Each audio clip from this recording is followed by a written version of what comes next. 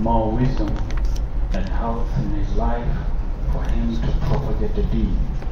Please, yesterday's production we had a lot of noise with people forgetting their phones, not being on vibrate. So please, I remind everybody to put his or her phone on vibrate, inshallah.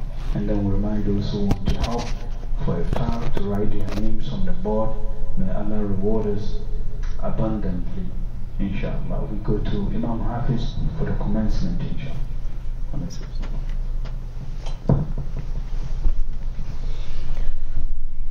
أعوذ بالله السميع العليم من الشيطان الرجيم.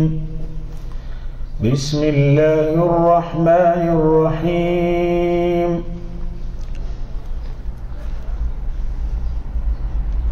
آمن الرسول بما أنزل إليه من ربه والمؤمنون كل آمن بالله وملائكته وكتبه ورسله لا نفرق بين أحد من رسله وقالوا سمعنا وأطعنا غفرانك ربنا وإليك المصير.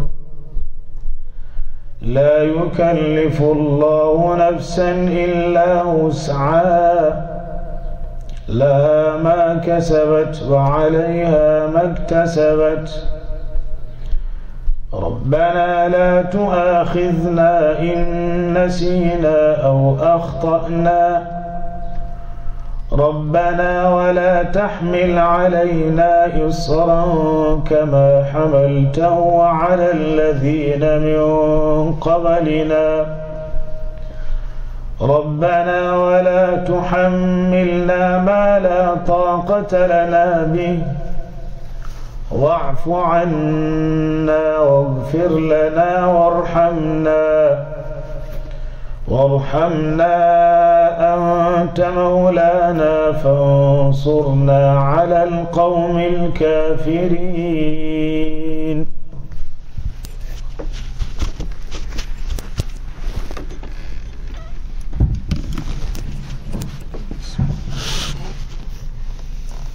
الحمد لله رب العالمين والصلاة والسلام على نبينا وحبيبنا وسيدنا محمد بن عبد الله الصادق الأمين وعلى آله وأصحابه ومن والاهم بإحسان إلى يوم الدين. أما بعد فالسلام عليكم ورحمة الله وبركاته. Still we are with Surah number 75, Al-Qiyamah, about to finish it, and today is the 18th day with the commencement of the Tafseer from Mount of Masjid here in New York City, USA. And today is the 19th day of the month of Ramadan, 1439. Straight ahead, we go to the remaining ayat in this surah, which is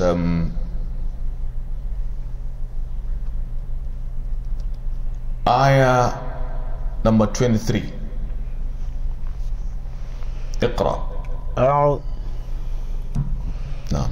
أعوذ بالله السميع العليم من الشيطان الرجيم. وجوه يومئذ ناظرة إلى ربها ناظرة. Allah says, Bismillah ar-Rahman ar-Rahim. وجوه يومئذ ناظرة. Some faces on that day, we're just repeating because we talked about yesterday. Some faces on that day of Al-Qiyamah will be radiant, will be radiating happiness and light. إِلَى رَبِّهَا نَاظِرَةٌ. looking at their lords. Now, ووجوه يومئذ باسرة تظن أن يفعل بها فاقرة. ووجوه يومئذ باسرة, and some faces on that day will be gloomy and contorted on account of the difficulties that will be glaring against them. تظن أن يفعل بها فاقرة, assuming and thinking clearly that a backbreaker will descend on them. You see, faqira is what has the capacity to shatter and dislodge and dislocate you and break you into pieces. So the enormity of the trouble on that day will make them feel it is faqira. شيء يكسر العظم ويطيش بالظهر. So faqira. نعم. كلا إذا بلغت التراقي. كلا, nay, إذا بلغت التراقي, when the soul reaches the regions of the throats. That is, when somebody, the life is being taken away from him. When Malakul Maut is in his job. So at that point, when the soul reaches taraqi, the regions of the neck and the throat, it's a critical moment. Somebody is departing the world. Somebody is taking an exit. So Allah looks at that period which is critical and draws our attention to it, so that we are very careful, because it's gonna come on you one day. إذا بلغت التراقي وقيل من راق. وقيل من راق, and it will be said man raq. Two translations here, two classes. Man raq, who is going to cure him, or who is going to do ar-ruqya, exorcism. Or man raq, man al-malakul muwakkal bir-ruqi bin-nafs, who is going to take it up. But man raq simply means who can cure him then. Where is the doctor? Where is the medical guru? Where are the medical personnel? Where are the curing drugs? Where are they now? They've all finished. All the medical investigations have been carried out, diagnosis done, prescription yet of no any point, because the time to live has arrived. No medical prescription, no medical precision will avail him nothing. Naam. وظن أنه الفراق. وظن أنه الفراق. In that case, the dying man or the dying soul, dhanna, understood clearly, أنه الفراق, it is departure. It's the time to depart from the beloved ones, leaving behind his wife or her husband and the kids and the friends and the communities. Firaq. Naam. والتفت الساق بالساق. والتفت الساق بالساق. A saq is the chin. You know your chin? C-H-I-N. Is entwined to the other chin. Meaning, if somebody dies, the two legs are joined together, wrapped. No longer walking to any place. Because وَالْتَفَّتِ السَّاقُ بِالسَّاقِ, the two legs, the two chins are joined together, are bound in one place. They are entwined. Meaning, where can you go now? You look at a dead body. Have you ever seen one leg scattered here, the other one here? They are entwined together. Okay? One facing the other, wrapped tight. Meaning the end of your walking on the face of earth has arrived. Even going to prayer is no longer possible. Going to purchase is no longer possible. Going to anywhere. Then how do you go to the grave? He is carried shoulder high. Carried shoulder high. Because he can't take himself there. That is why, according to the Sunnah, when you are accompanying a dead body to the grave, there are some principles. Are we to put the corpse in front of us?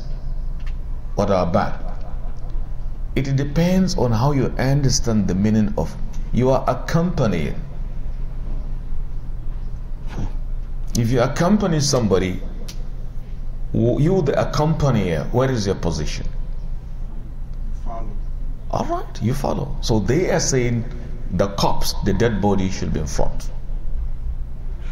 But it's not bad to be behind you. But allow the corpse to be in front of you. At least that says a lot to you. You remember one day I will also be carried like this.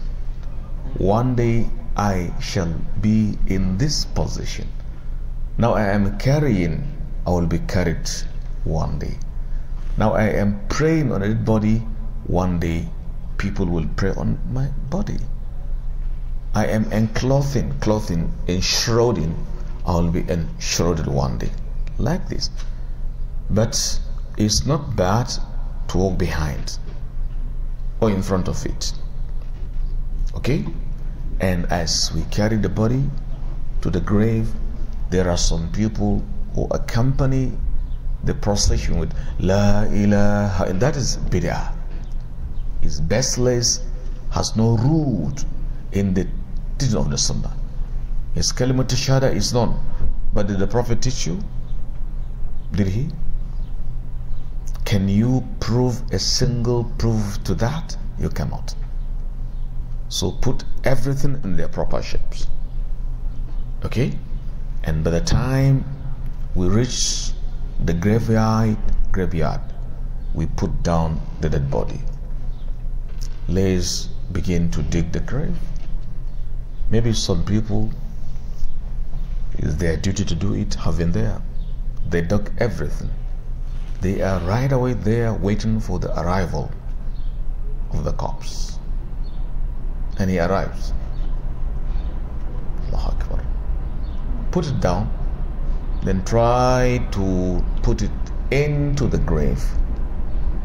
People that are near to him by blood connection should take that duty. After which you draw the sand on him, regardless of the sand of the eastern or western part of it. Doesn't make any sense. The grave should be a bit deep to make sure the dead body is encased in an important place. He is shielded from the eyes of people. An animal does not get easy access to the interior. It is preferable if it is a lahad. You know lahad? Is done usually, you go to Saudi Arabia. All of the graves in Medina are of lahad form. Lahad form. I took one day a visit to the Medina cemetery, Al-Baqir, to see the typology of the grave there. They are all of lahad form, because that was the type of grave that was done for the Prophet ﷺ. You say Al-Hiduni, Allahu Akbar. So we have some brothers in Nigeria who will give advice. If I die, please dig my grave based on lahad form. I want to be like my Prophet even at death. But that does not mean that you shouldn't do shak. Shak is after digging it, centrally you dig it, you can see the corpse. But lahad at the wall, you dig it, you insert it, you can't see it until after you tilt your what? That is lahad, tilting. It's more sunnatic, but they are all the same. Some are saying it depends on the strength of the sand. If the sand is sloppy, it can easily be eroded. So it depends on the erosion and the strength of the sand. But that is the end of man. That is the end of each and every human being. We don't put somebody in a box. We don't do that. But maybe you're compelled by necessity here. I remember the other time I was in Milwaukee, in Wisconsin on a visit, 2015 I think, and I was invited after leading Jummah prayer. They said, Sheikh, somebody has died, you're going to pray on him. I said, well, they brought the dead body in a box, coffin. The first time in my life praying dead body in a coffin, for the first time. But he was a Muslim. What shall I do? I led the prayer and he was taken to his resting place. Inshallah, resting place. Because every moment who dies, we hope he is going to the resting place. Not everyone you write R.I.P. should have that R. It's not everyone is resting in peace. Some rest in pieces, not in peace. You say R.I.P. rest in peace. No. Somebody is R.I.P. resume in pieces. It's a resumption on pieces, depending on your behavior. Okay? So I am saying the situation here is a bit different. In a box? No. The Muslim culture, the Islamic system is very simple. Simplicity. Whatever you might have accumulated, you are departing with nothing. All the caps, the jeans, the shades, the shoes, the whatever, left behind. Because they belong to other people. They belong to the inheritors, your kids. If you are not yet married, or your father, your mother, they have to inherit it. And don't be deceived by young age. Don't. Because death is indiscriminate, regardless of your age. Somebody in the womb is taken away. The life is sniffed out of him. You are an adult, about 15, 18, 20, 30, 40. Oh, come on. So that's the situation. We ask Allah to die peacefully in a way that will make us accepted by Allah the greatest. So in this situation, وَظَنَّ أَنَّهُ الْفِرَاقُ وَالْتَفَّتِ السَّاقُ بِالْوَاتِ بِالسَّاقِ. Then Allah says, إِلَىٰ رَبِّكَ يَوْمَئِذٍ الْمَسَاقُ. The drive on that day is to your Lord. That is masaq. Where is he driven to? Allahu Akbar. Al-masaq. The drive is to your Lord on that day. You drive your car from New York here. You say the drive is to New Jersey or to Atlanta or to wherever, to Nigeria. But that day the drive is to your Lord. You have driven yourself to all places. Now this is the last drive for you. Ila rabbika yawma idhin what? Masa. Allahu Akbar. Naam. فلا صدق ولا صلى. فلا صدق ولا صلى. But unfortunate for him, فلا صدق, he neither believed, ولا صلى, nor prayed, and he is going. He's been driven. Do you know, in a sound hadith, if somebody dies, he happens to be of good behavior, he will be hoping that he should be taken quickly to his resting place. But if somebody was a kafir, a munafiq, will be crying, Ya laytaha, ayna tadhhabuna biha? Woe unto me, why are you taking me to? All the creatures will hear, minus man and the jinn. At times you see animals as if driven. They hear things you don't hear. They see things you see not. They see beyond the visionary world you have. So they can claim one superiority on top of you. Though you are high in thinking faculty, but they are higher in other God-given things at the same time. Allahu Akbar. Naam. ولكن كذب وتولى. ولكن كذب وتولى. But he denied the faith. He defied the message. Watawalla, and turned his back against Allah and the messengers so sent. So, and now he's been driven to Allah. How do you expect you going for Hajj, for example, without something that will see you through?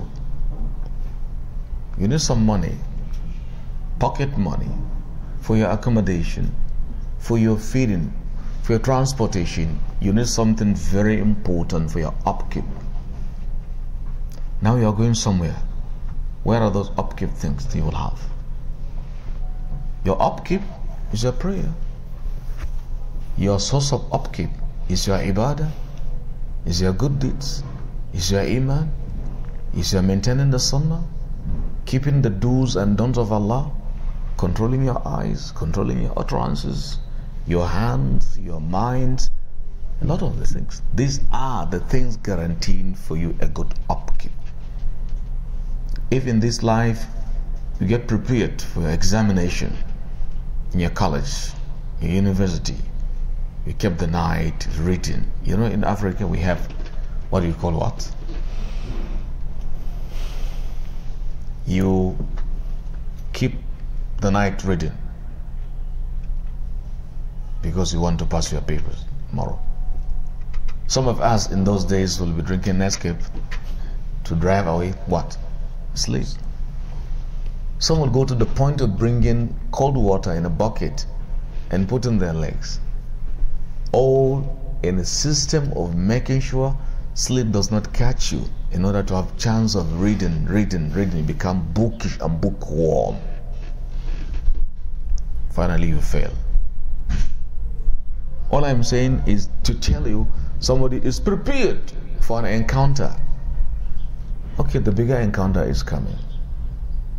We call it TDB, till daybreak. TDB. I will not sleep because of my papers tomorrow, so I'm going to maintain, observe TDB, till daybreak. Reading. And to me, that is not even a system of passing examination. It's not. Because if you read and overread, you become intellectually, mentally saturated, and you become, disfigured. You're in the classroom and dizzy. You wouldn't know anything. Compose yourself. Read at the time you should read. You're sleeping, close the book. Go on. I am saying in this world, you are trying to be above bird. What about Al-Akhirah? فَلَا صَدَّقَ وَلَا صَلَّى وَلَكِنْ كَذَّبَ وَوَاتَ وَتَوَلَّى. Not only that, ثُمَّ ذَهَبَ إلى أهله يتمطى ثُمَّ ذَهَبَ إِلَىٰ أَهْلِهِ يَتَمَطَّى. And he turned back to his family, يَتَمَطَّى, swaggering. In a pompous, hydra-headed, in a kind of a stylish way.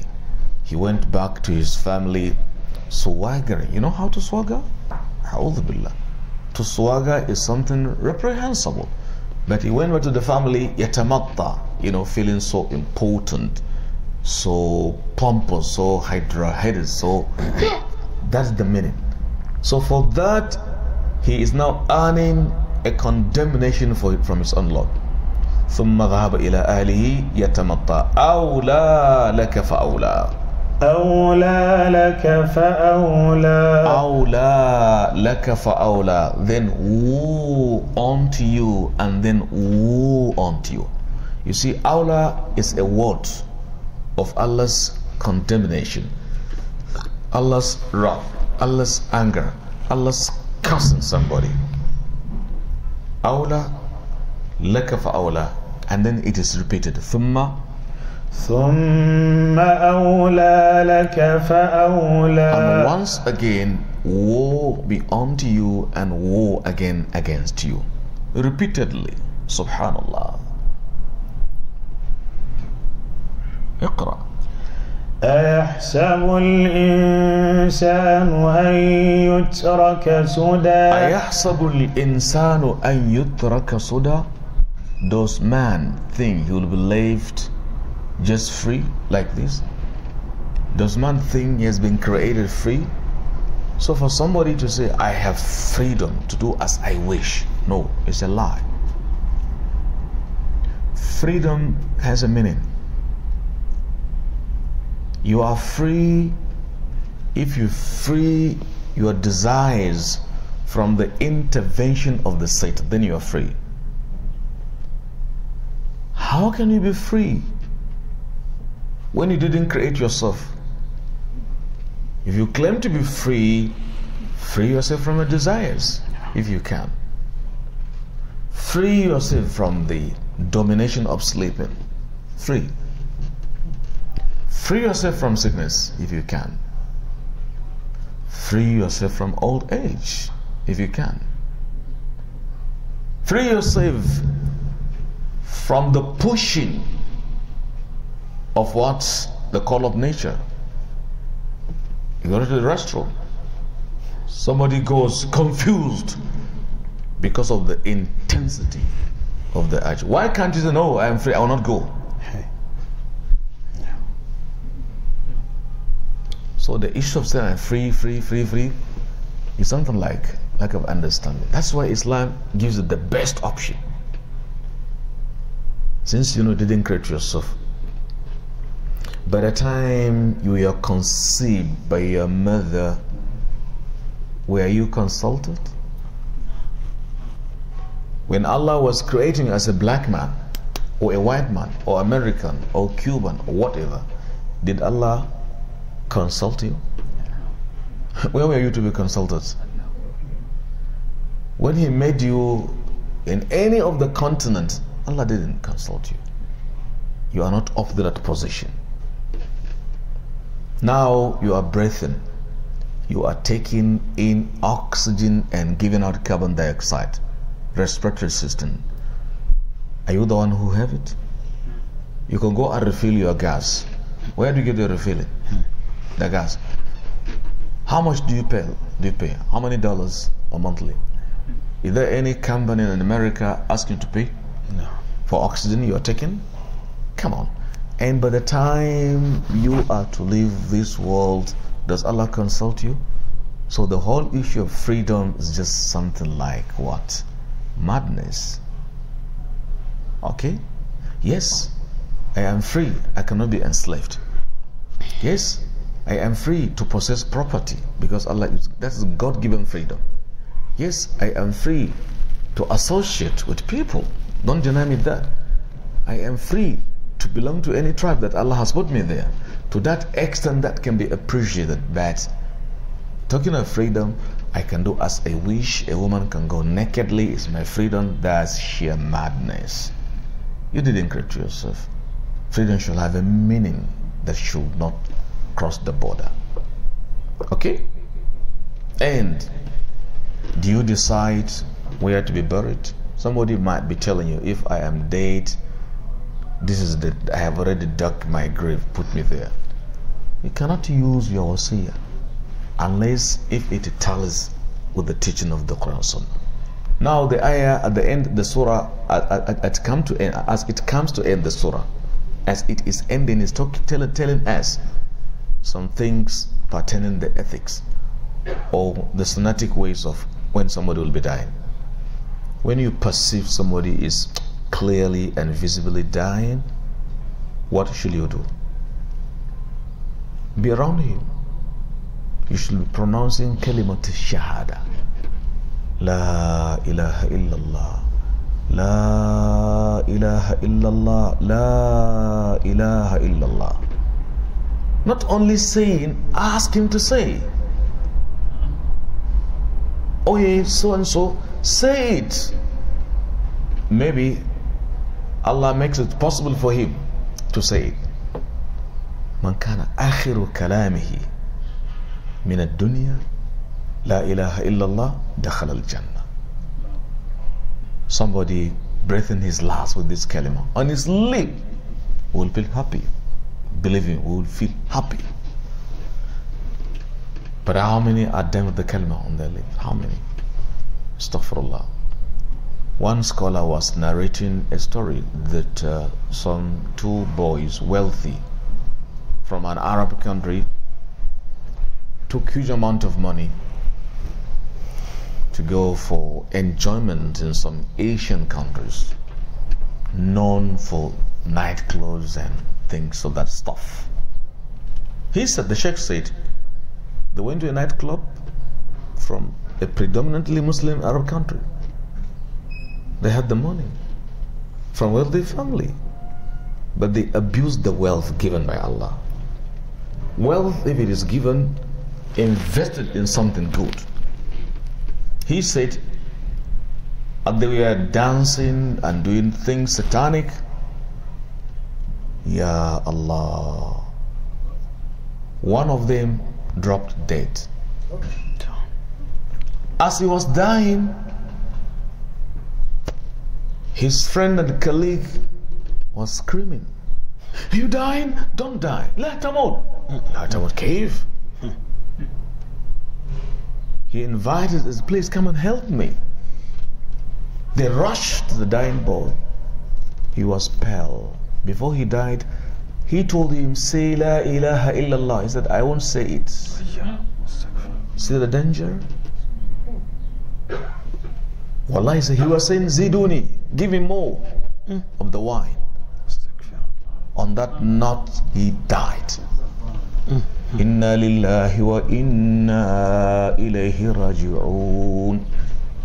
Inna lillahi wa inna ilayhi raji'un. The ulama called it su'ul khatima. They call it su'ul khatima. Bad ending. Negative ending. Who will want to have su'ul khatima? Na'udhu billah. We want husnul khatima. Good ending.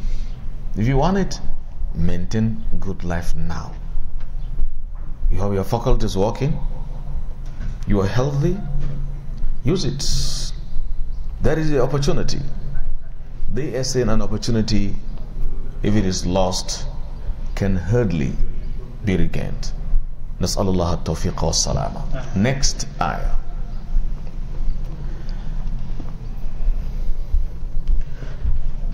ألم يكن نطفة من مني ألم يكن نطفة من مني يمنى. Then Allah tells us about the origin of man, his biological genesis.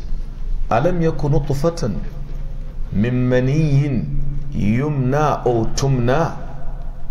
Had man not been a sperm that was ejaculated, emitted, he was a product of an emission.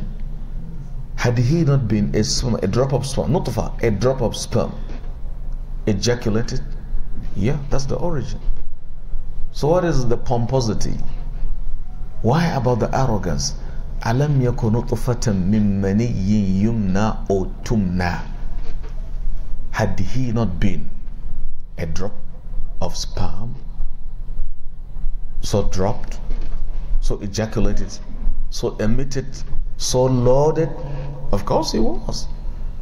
That is your origin. That is my origin. Now you grow up, you're what you are. So why being so highly important? Your importance is by remaining by the teachings of your Maker, your Creator. So Allah is asking this question. Na'am. ثم كان علقة فخلق فسوى. ثم كان علقة فخلق فسوى. After being originally from a drop of sperm, ثم كان علقة, then he metamorphosed. You know metamorphosis? Man undergoes, metamorphosis in the process of creation. He became later alaqatan, a clinging cloth. A clinging, because he became a cloth that clings to the body of the womb. Alaqa. Fasawwa, then Allah assembled and proportioned him. Ya subhanallah. Allah assembled and proportioned him into an entirely different entity. That is Allah. Now, فجعل منه الزوجين الذكر والأنثى فجعل منه الزوجين الذكر والأنثى. That is ayah number 39, which is next to the last ayah. And Allah ja'ala minhu, from that drop of blood, drop of semen or sperm, minhu, from it, Allah created az-zawjaini. That is two pairs. Al-dhakara, the male, wal-untha, and female.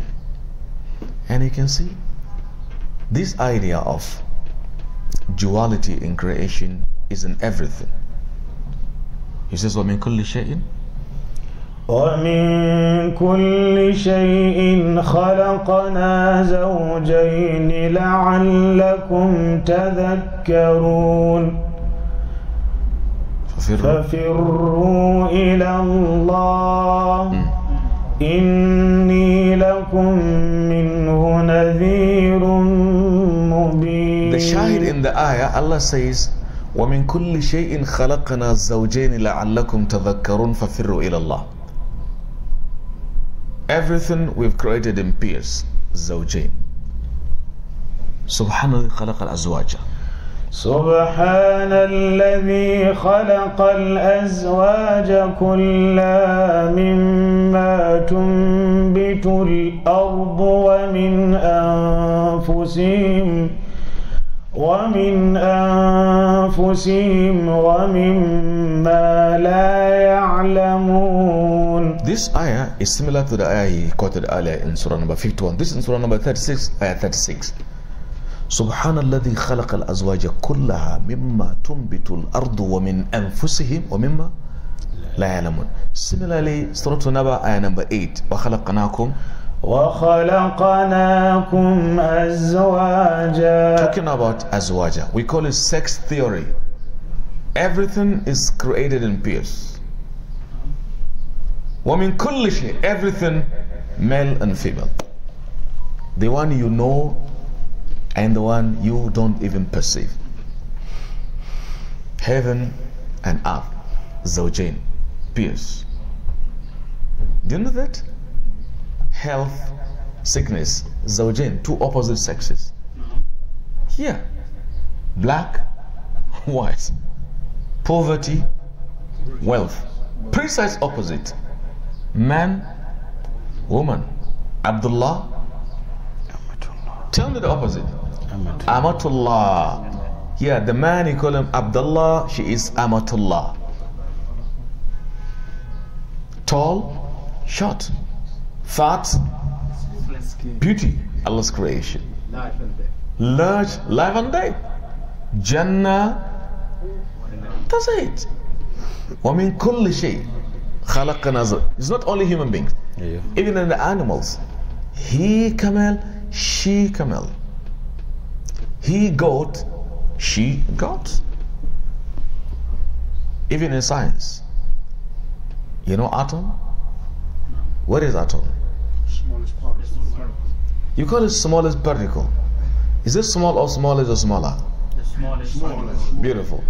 Small, smaller, smallest. Big, bigger, biggest. Tall, taller, short, shorter. Beautiful. In which grammatical consignment will you take smallest to? Positive? Comparative or superlative? Superlative class. Because smallest. So you tell me that atom is the smallest particle that exists on the face of the earth. Really? No. Okay, but what do you say smallest? Because it's scientific. Scientifically. Okay. Can it be broken to smaller parts? Yes. To what and what and what?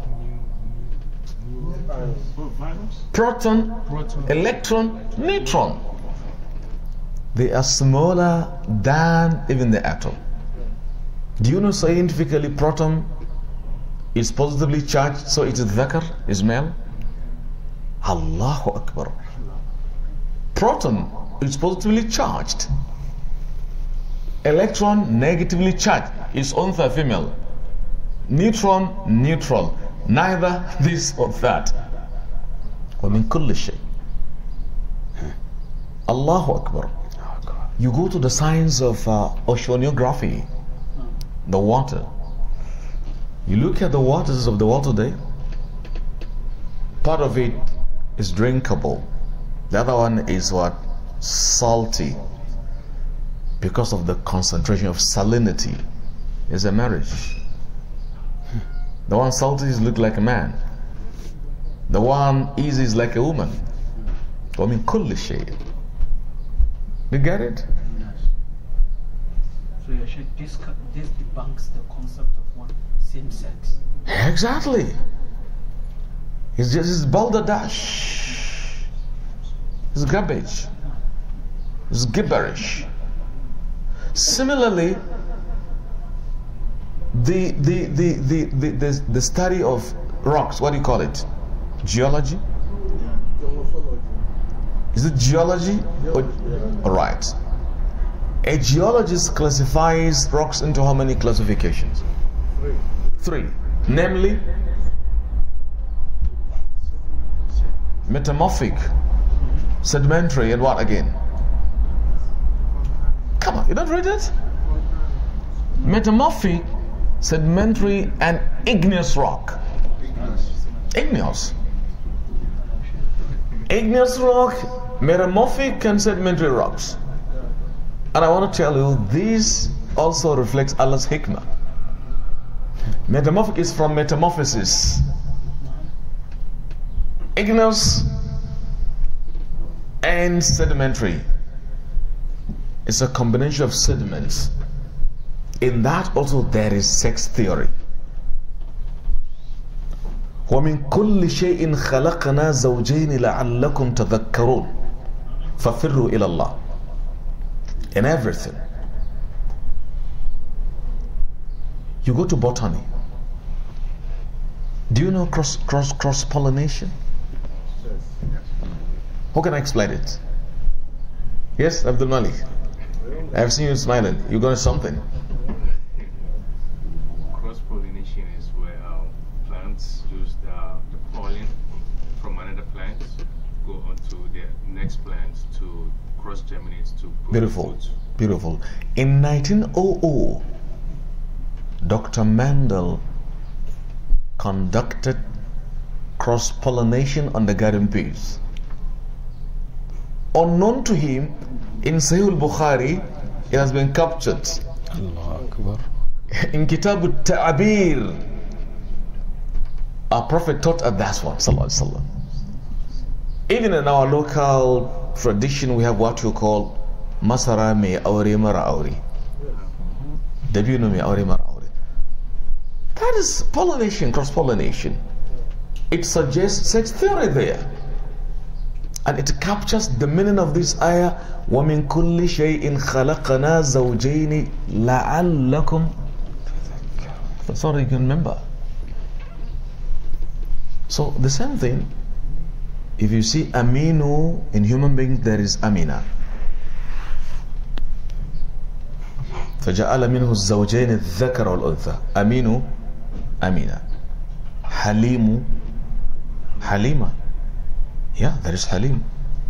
Khadiju, Khadija.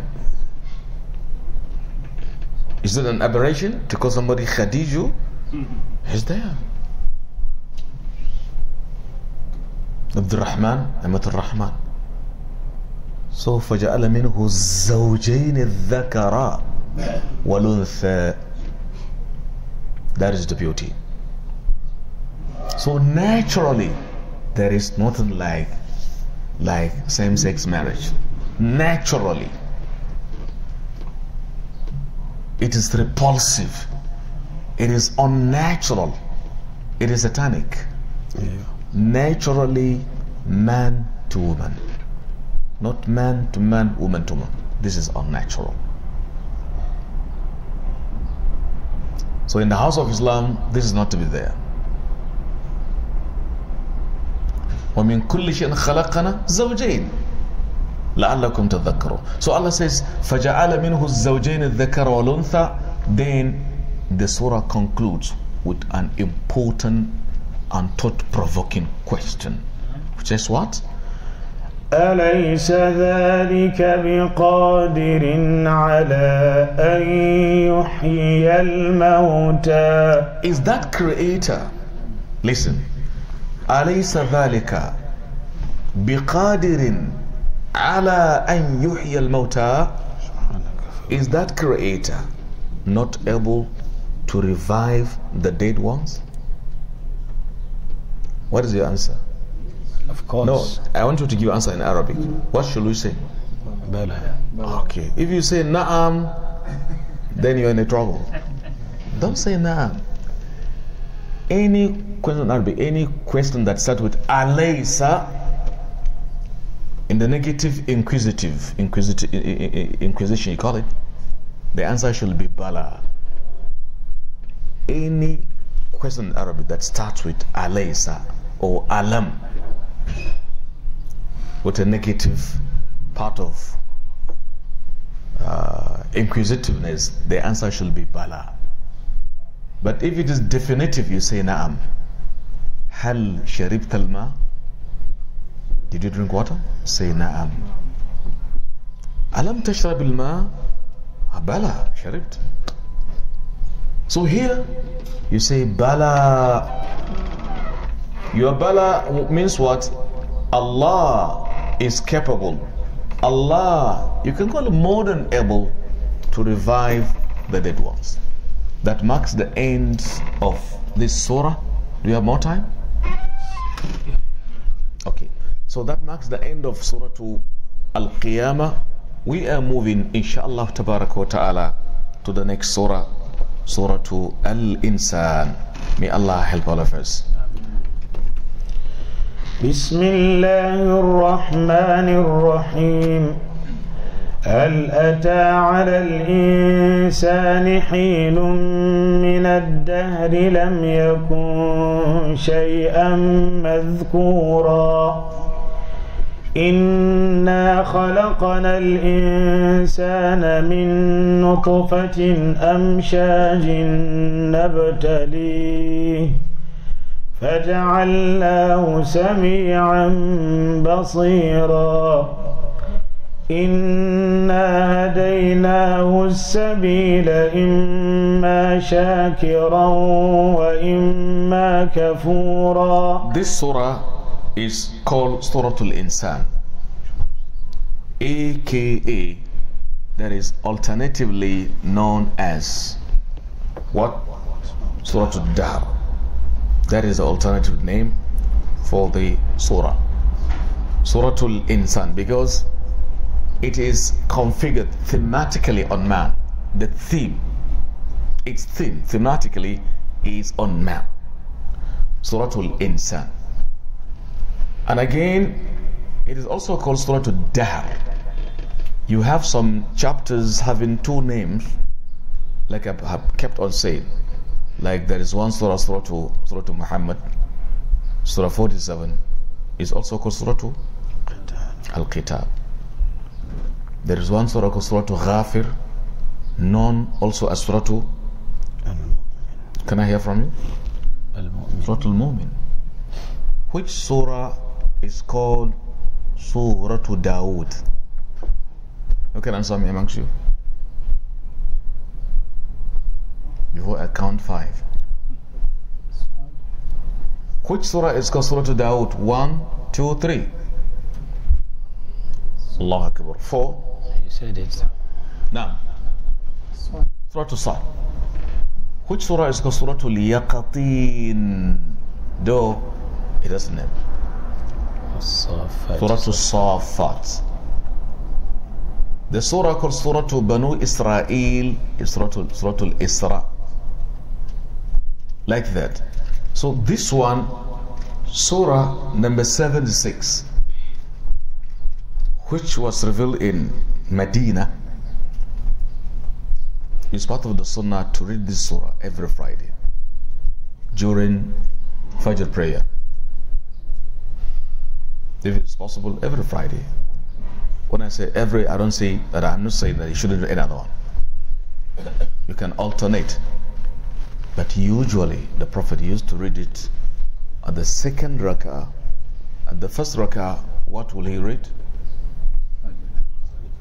Remember, the first rak'ah he used to read which surah? Sajda. Surah number 32. Because having the same number of verses and almost the same messages. So it's part of the sunnah to read both during Salat al-Fajr on a Friday. It has 31 verses with 243 words. 243 words, kalimat, with 1,087 letters. 1,087 letters. Surah Al-Insan. Allah, the greatest, says, Hal ata ala al-insan. That is Bismillah ar-Rahman ar-Rahim. You know, the number of surahs in Quran, how many? 100 and how many Bismillah in Quran? 14. The number of chapters are 114. What about the number of Bismillah ar-Rahman ar-Rahim at the beginning? But one is missing. Tawbah is not there.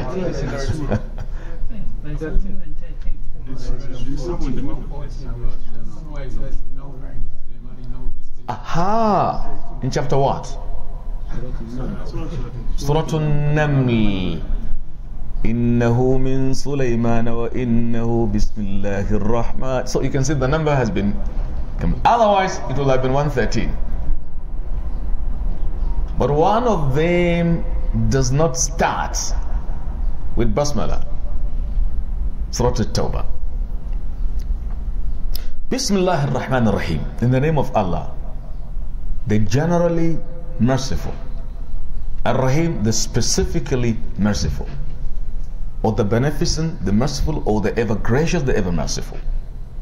Allah's qualities. Hal ata ala al-insani hinun min ad-dahri lam yakun shay'an madhkura. Hal here suggests a kind of attention drawing. It simply means certainly. Certainly it did come upon a man, a period in his time when he was nothing to be mentioned. Look at your age now. How old are you? Then look back. Before that, you were not there. I was not once upon a time in this life. So you are. So لم يكن شيئا مذكورا. It tells us about the origin of man, the beginning of his life. هل أتى على الإنسان حين من حين, a part of his life, an epoch in his life when he was nothing to be mentioned. Next ayah. إنا خلقنا الإنسان من نطفة أمشاج نبتليه نعم. فجعلناه سميعا بصيرا. إنا خلقنا الإنسان. We did create man. That is the origin. He was not there, no, he was never mentioned. And time upon time we created. So that's the origin. Allah said, Inna, we khalaqna, created al-insan, man, or the man is a common noun. Min, that's the origin, from. Nutfatin, a drop of sperm. Amshajin, mixed. The water of man and that of woman. So those denying a woman having a water, they are going against the teaching of the Almighty. Did He create it? She only produces what? It's an ovum in the ovary, but there is water.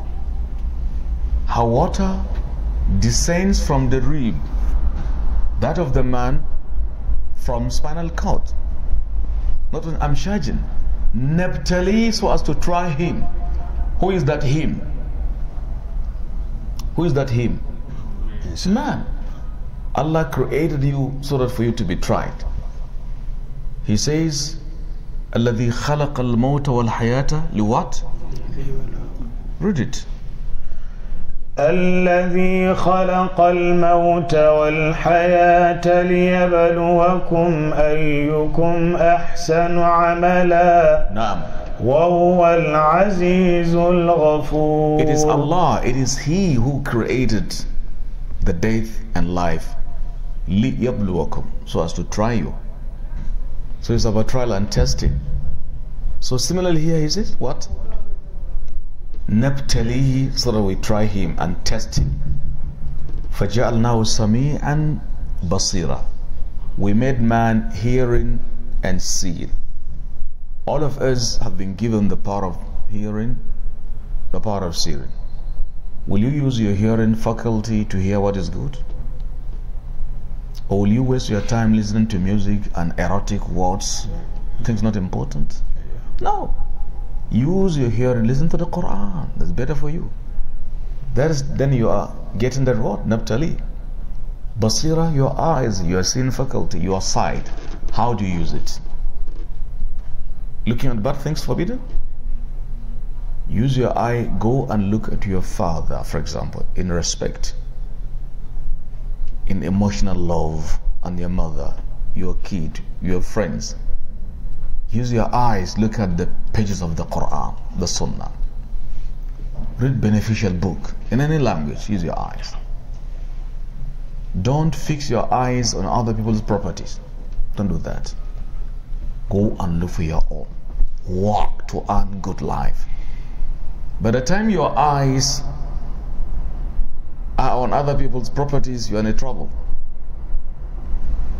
You wish to have what they have without working for that. Then you'll be chasing a shadow and exercising futility. Next ayah. إنا هديناه السبيل إما شاكرا وإما كفورا. Inna hadayn, did guide man to the right way. That is sabil.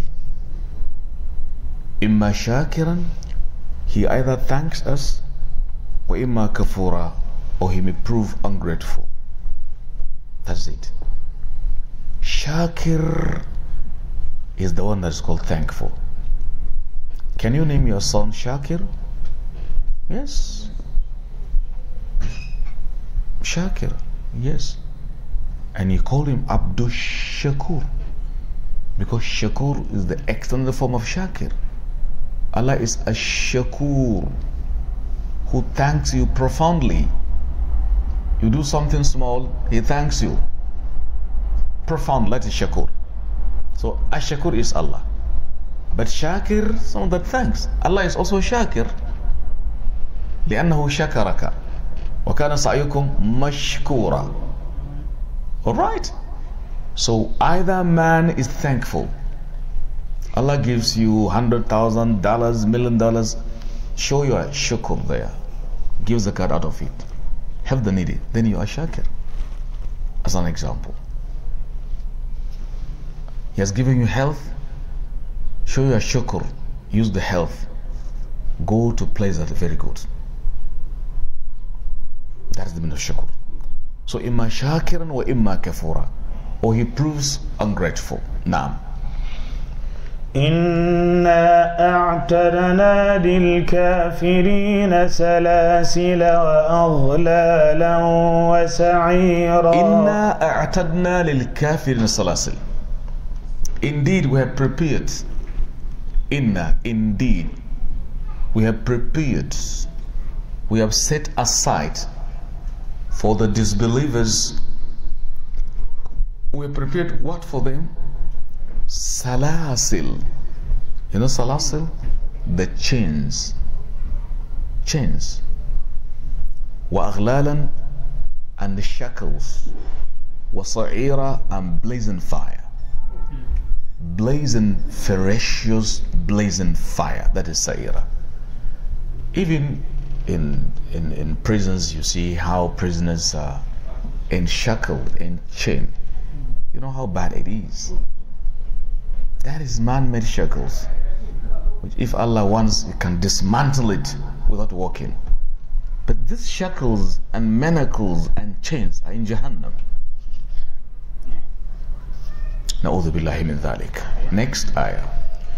إن الأبرار يشربون من كأس كان مزاجها كافورا. إن الأبرار يشربون من كأس كان مزاجها كافورا. The righteous one, that is Al-Abrar. Al-Abrar is the plural form of what? Al-Barr. Barr, good one. Allah calls Himself Al-Barr. He says, إِنَّهُ هُوَ الْبَرُّ الرَّحِيمُ in one surah, Surah Tur. Al-Abrar, the righteous ones. Allahumma ja'alna min al-Abrar. Ameen. Inna al-Abrar yashrabuna min ka'asin. The righteous ones will drink from a cup of wine that is mixed with kafur. Is kafur the camber of the world? No.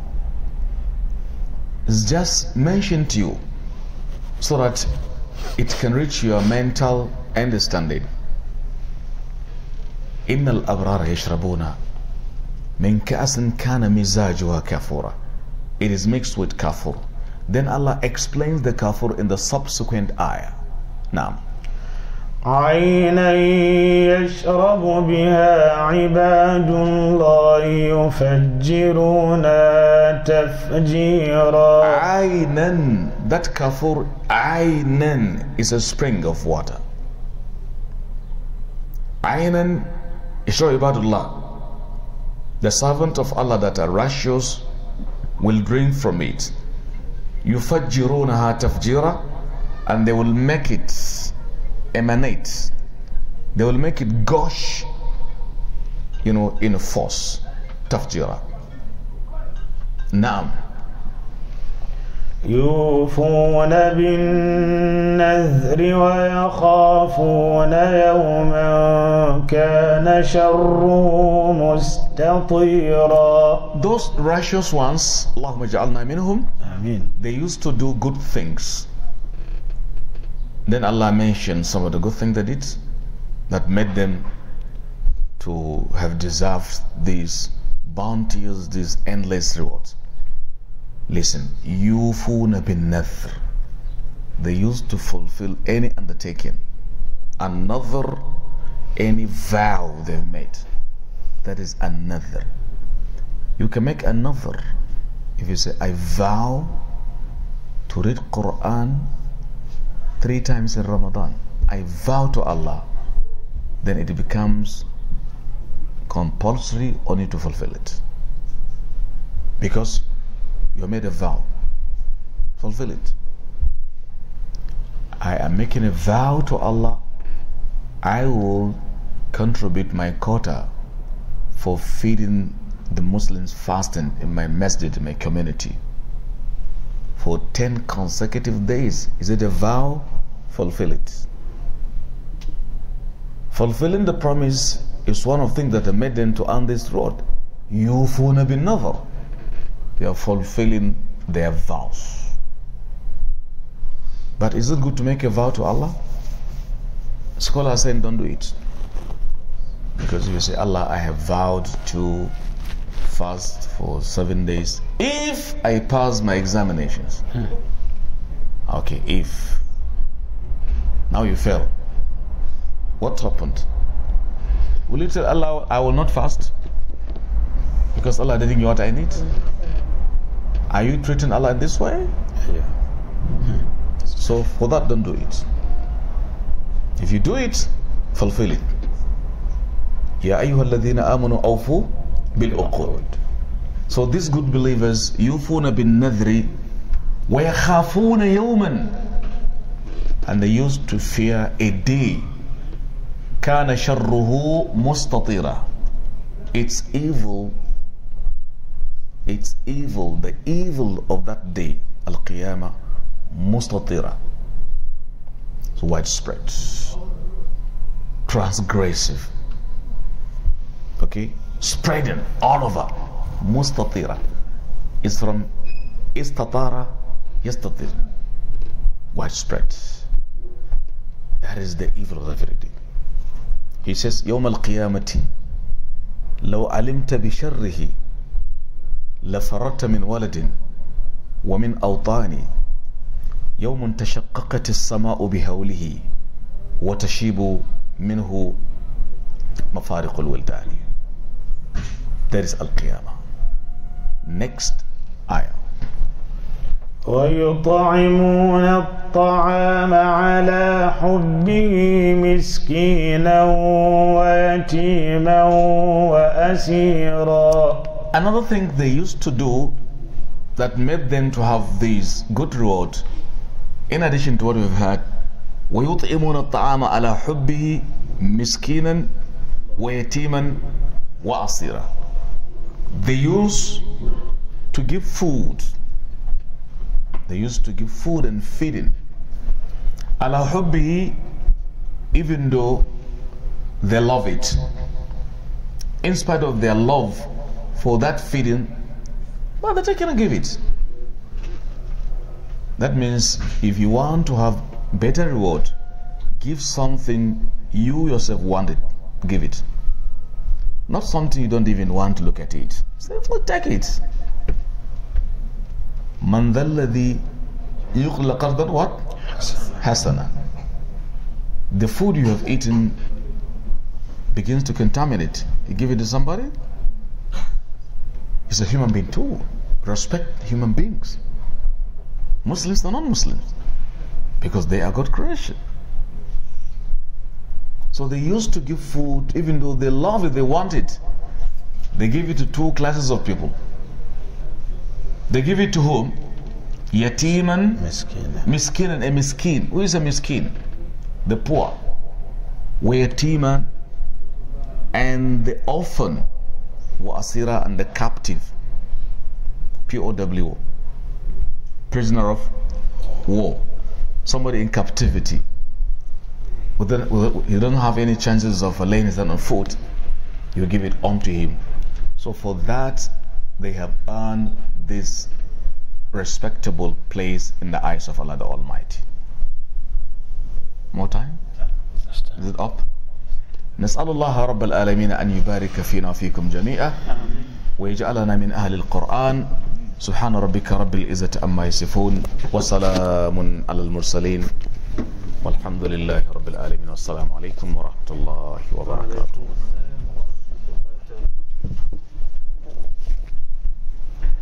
May Allah accept our ibadah. Brothers and sisters in Islam, as usual, the way we do it, let us give dearly for the sake of Allah. Brother here, can you take the basket and go around, please? Ramadan is galloping. As much as it is coming to an end, try and also make your investment with Allah, and you get more reward than you expected, beyond your imagination. Fi sabilillahi jazakumullahu khairan. We have a couple of questions, but I want my brother to finish doing the fi sabilillah for the masjid, and also remind others who want to contribute towards iftar. You can write your name on the board and then choose, and it's left about 10 to 11 days. So please dearly contribute so that you can also get more reward, inshallah.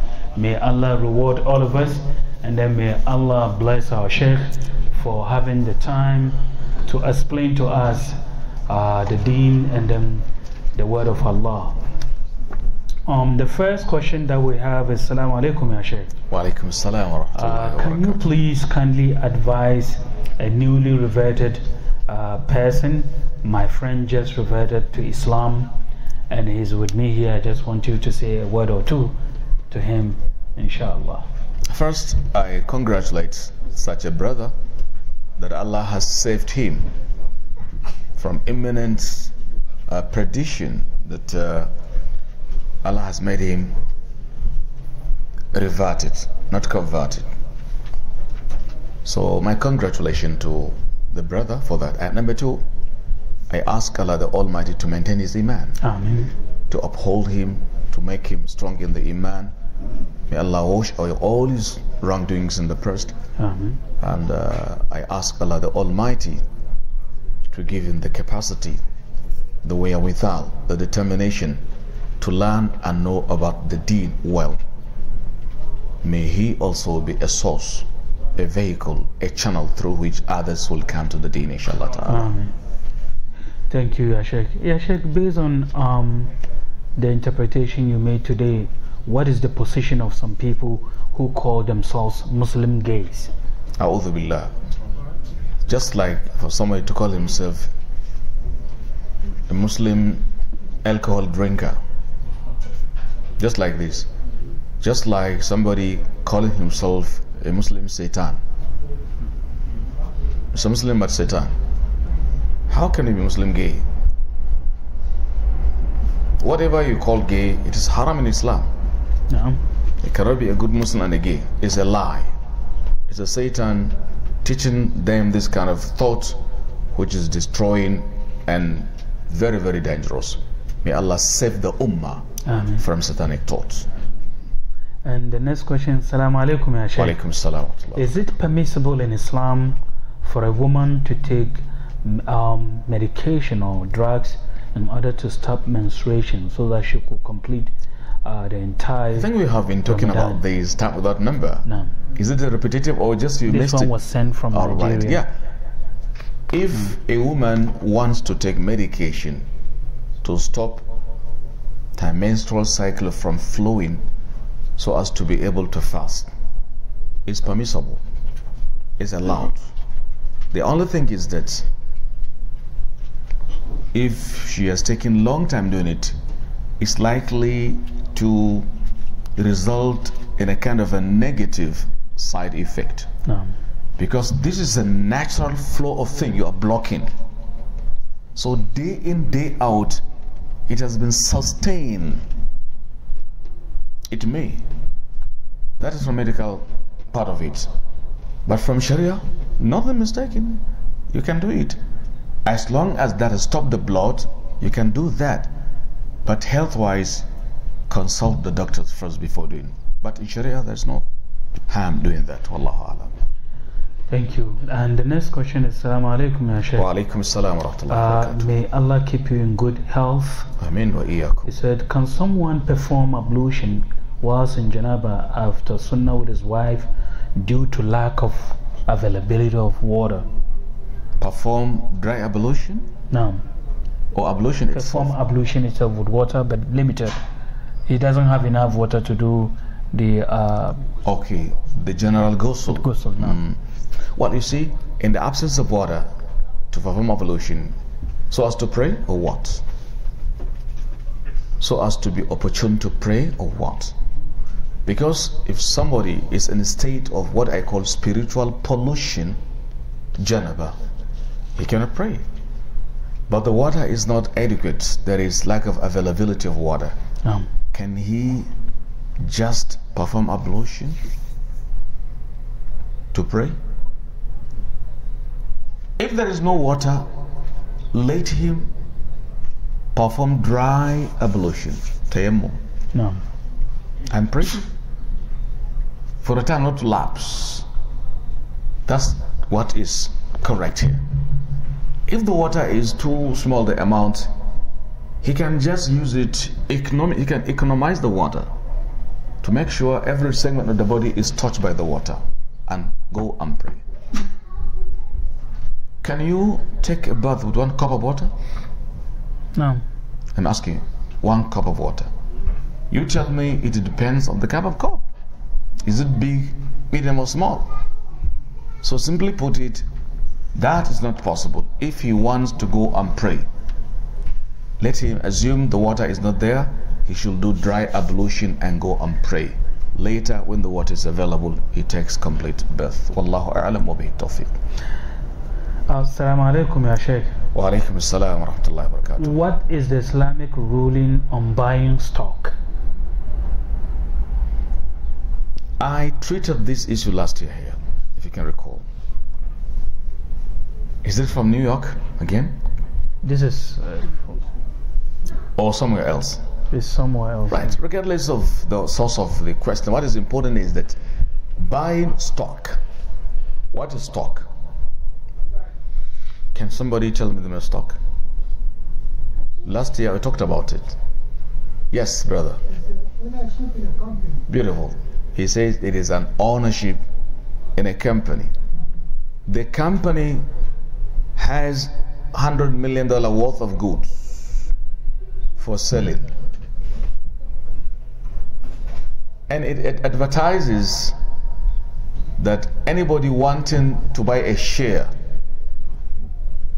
let him come buy a share. Share. Isn't it not share? No. Share. So I am buying a share worth of $10,000, $20,000, depending on my capacity. Is that legal? Is that halal? Yes and no. Yes, if you deal with permissible goods. If it's good. If the company says, okay, they say pornography, a'udhu billah. Arms for armed robbers to kill, a'udhu billah. Wine. I mean, things that are forbidden in the Sharia. You cannot buy your share there. Or any bank that deals with usury and riba can buy. But a company deals with, say, cement, textile materials, cars. Now? Groceries, exactly. What's wrong? You can buy your share for making profits. We should understand in Islamic system of finance and banking system, there are 5 principles. Principle number 1, there shouldn't be riba, usury. Number 2, there should be al-ghunmu bil-ghurm. Is a principle. Al-ghunm bil-ghurm should be based on profit and loss sharing.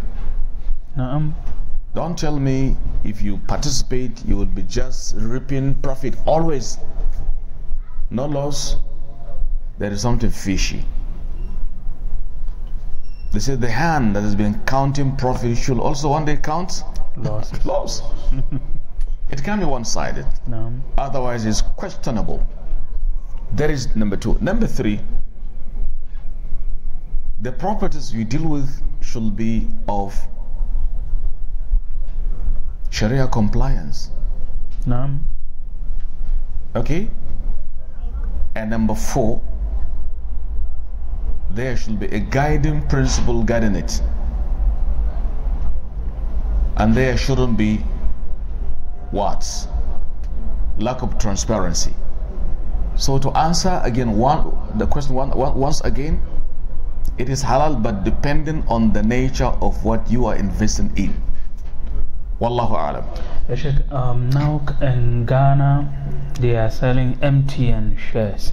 It is a telecommunication company. Yep. They deal with people calling, in that wise, knowing this is the job they are doing, you can buy shares with them, or you have to make more inquiry to know that the limitation of whatever job they are doing with whatever you buy is only communication.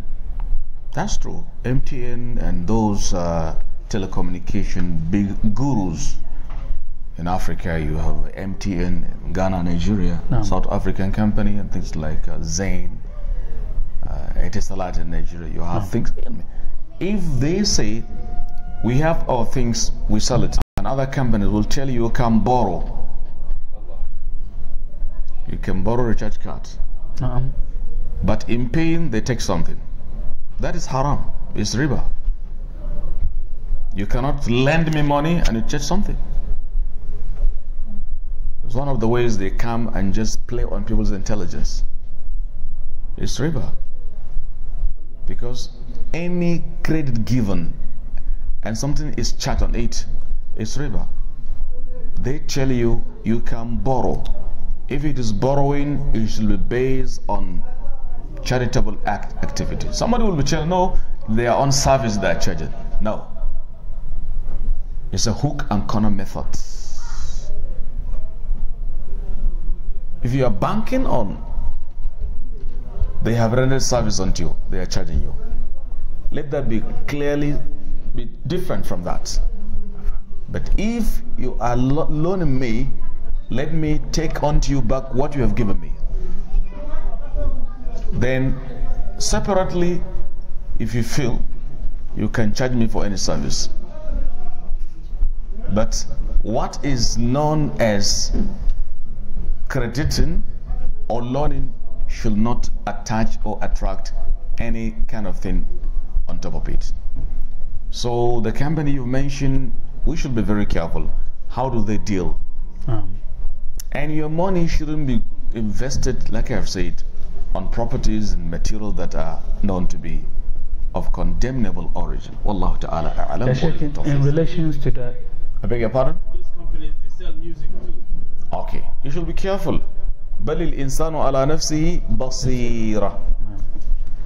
So in relations to that, a brother from another country just sent that, Ya Sheikh, can a Muslim buy life insurance? We have spoken about insurance here. Allah says in Quran Surah number 4 ayah number 29, يا أيها الذين آمنوا لا تأكلوا أموالكم بينكم بالباطل إلا أن تكون تجارة عن تراض منكم ولا تقتلوا أنفسكم إن الله كان بكم رحيما. O you who believe, do not devote your wealth in vanity.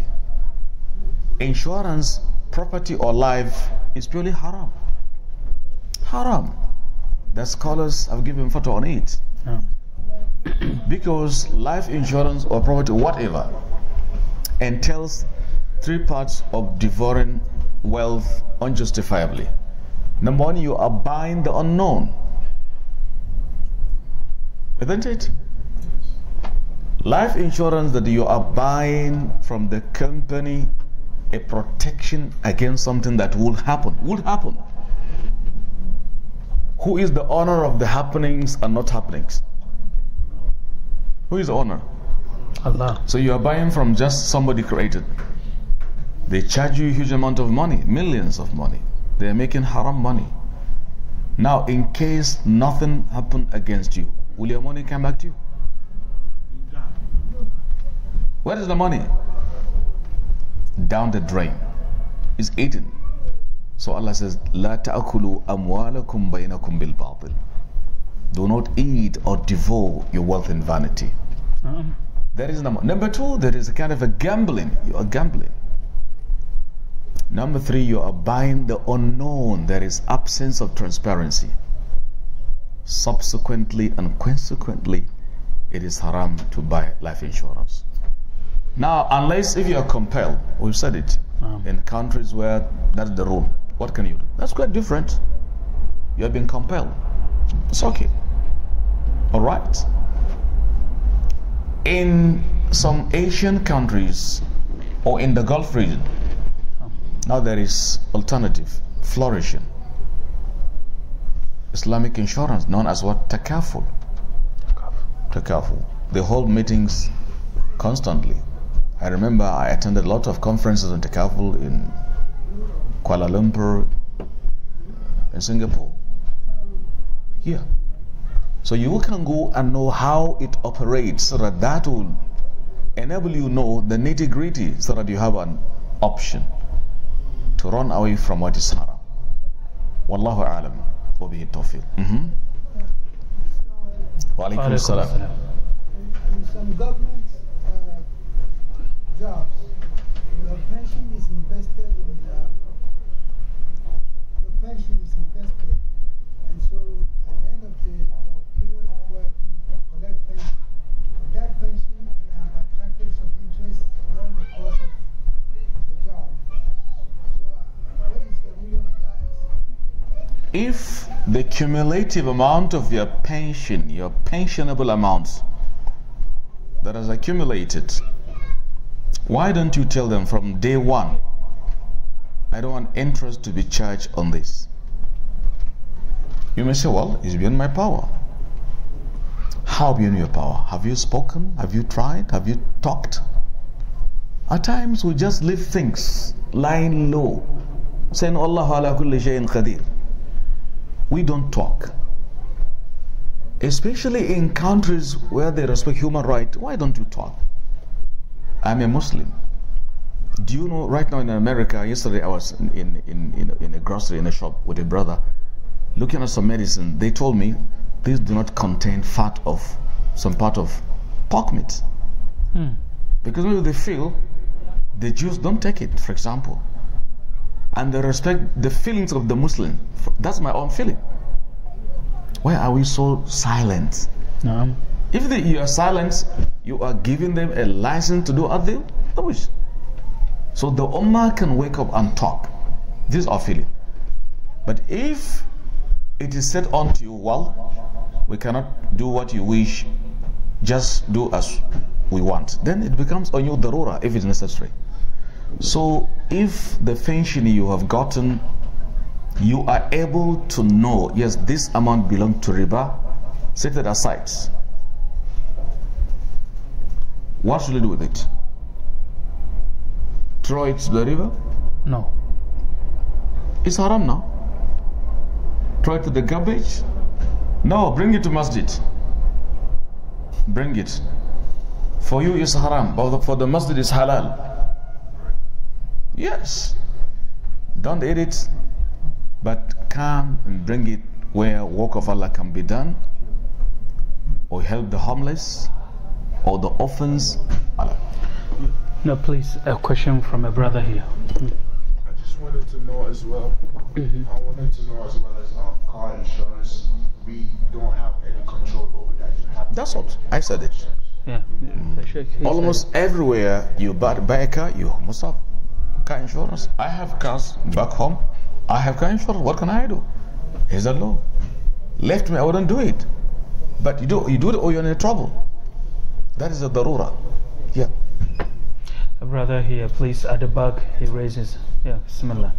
My question is on the death. Your question is on what? On death. On death. Yes. Death or death? Death. Okay. Of dying? Yeah, dying. Every Ramadan, there is a common hadith that Sheikhs keep quoting that when Ramadan starts, they close the door of Jannah and open the door of Jannah. If that means that if a Muslim happens to die in Ramadan, it's not going to hell? No, the hadith, okay, the brother is saying that I have been quoting that when Ramadan sets in, the doors of paradise are left open and the doors of hellfire are closed. These are symbolical expressions. Meaning Ramadan symbolizes goodness, symbolizes absence of what is bad. You don't take it literally. And it is also literal. Yeah. Now your question, does that mean if a Muslim dies in the month of Ramadan, wouldn't go to the hellfire? No. It depends on his attitude and behavior. If he said, okay, is that the case? Let me go and enjoy myself so that I die. Let me kill myself, for example. He says, because the doors are closed. He goes to the Jannah. Lie. Okay. Yeah, brother, can you? Yes. With regards to the insurance. The car insurance. The car insurance. Well, we are compelled to have insurance. Yep. So, what if, because some people go for, there's a liability, and then there's also comprehensive. Comprehensive. So, the comprehensive, that's a choice. So, is it permissible to have the comprehensive? If you have the choice, Right. the very word choice is very important here. Choice. CHOICE. I have the choice. That's all. You say, okay, this is a choice? I won't take it. Because it clashes with my belief. Number one, unless if you refuse to take it, there is inherent danger against you, or you are missing an important benefit, which is your own legitimate right, and somebody will grab it, a kafir. Then you open the gates of consideration. Do you get it well? So if there is a choice, leave it. The car insurance, I told you, because you are compelled to do it. Otherwise, it can be a case against you. So you do it, that's all. So liability, and the other one, you call it what? Comprehensive. Comprehensive. Liability is compulsory. But comprehensive is what? It's a choice. Yeah. So you have the choice. Choose what suits your deed. What doesn't, leave it.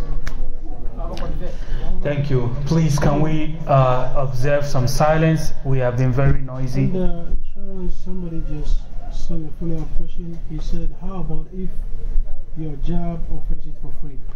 What if your job offers you insurance for free? Free life insurance.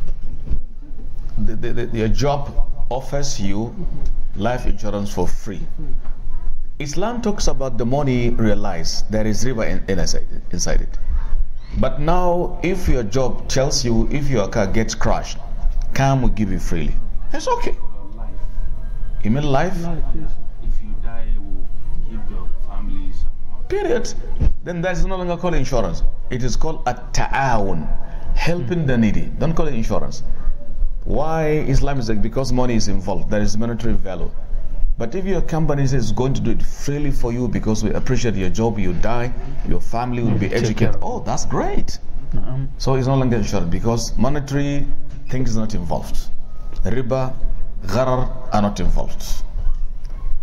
Thank you. Ya Sheikh, please can we take a couple of them online, please?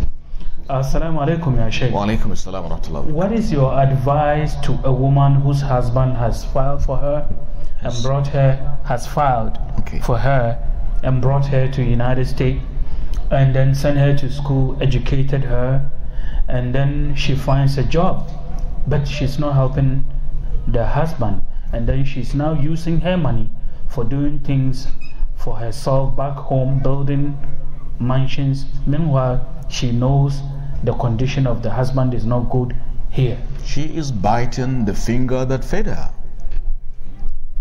The finger that fed you, and you're biting it. Is she reasonable?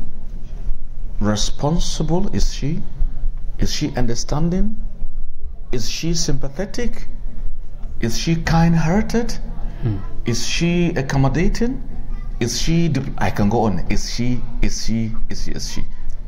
She seems not to be. So I advise such a sister, look, your husband did everything for you. Now you are okay. Remember your friends, your life partner, maybe the father of your kids. Help one another. This behavior is condemnable, is un-Islamic, is uncomplimentary, unexpected of a truly believing woman. May Allah guide us aright.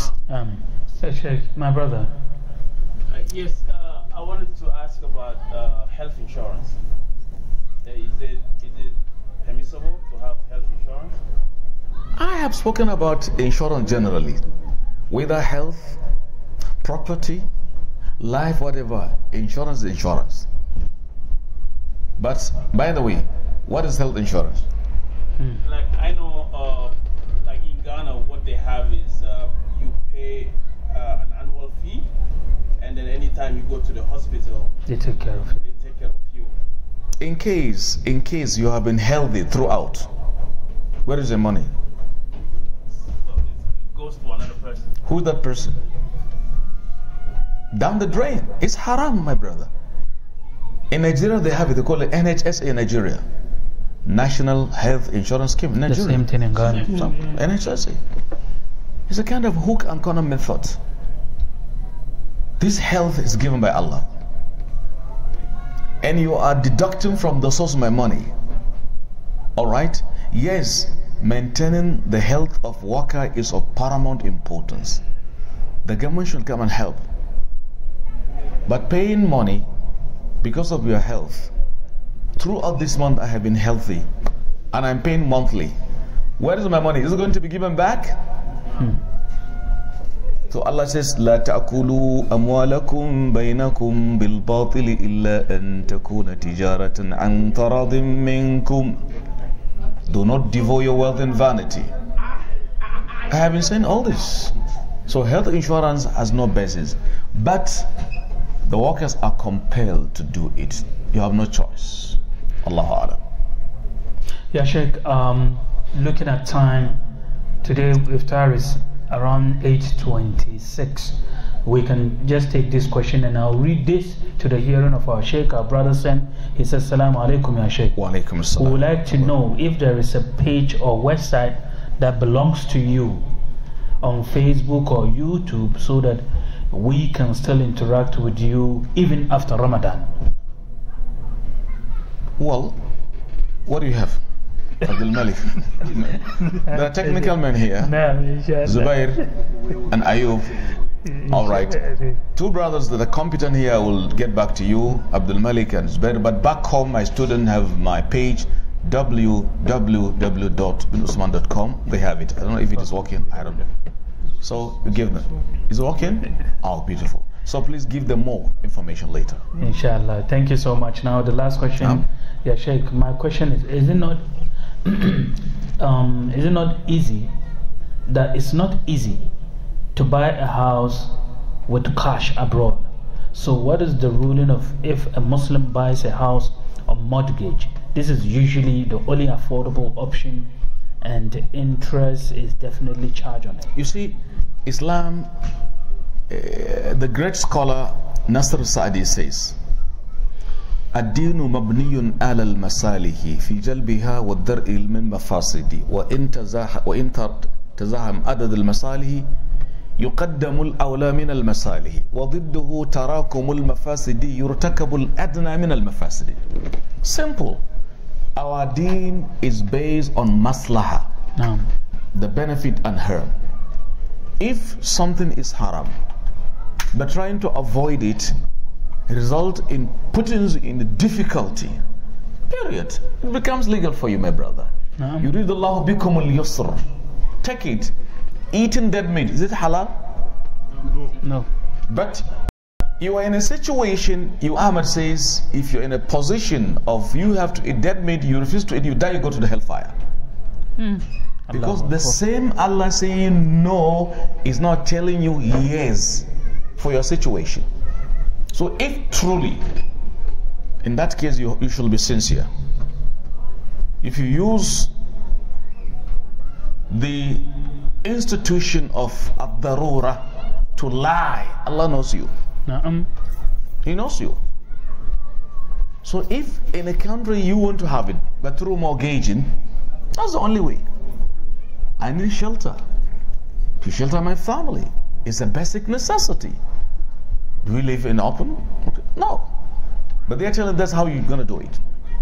Then you are in a darura. Period. Otherwise, no. That's why Islam is very easy. If you find a difficulty, you make it difficult for yourself. But you should be sincere and honest. Are you truly in darura? And the same darura should be judged according to its amounts. تُقَدَّرُ بِحَسَبِهَا. If somebody is to eat dead meat because of darura, let him eat it. But is he allowed to carry some remainder in his bag? No. No. Because the need for the time has been treated, taken care of. What will happen an hour later belongs to Allah. Don't carry remainder. That is the meaning of darura is qualified by its magnitude. So if you have a compelling necessity to do all the things because of darura, do it.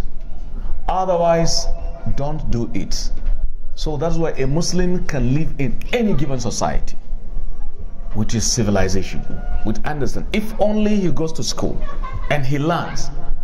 But if you remain just deaf, no reading, no consulting the scholars, and you are banking on darura, no, that will be something catastrophic. We seek Allah's refuge in that.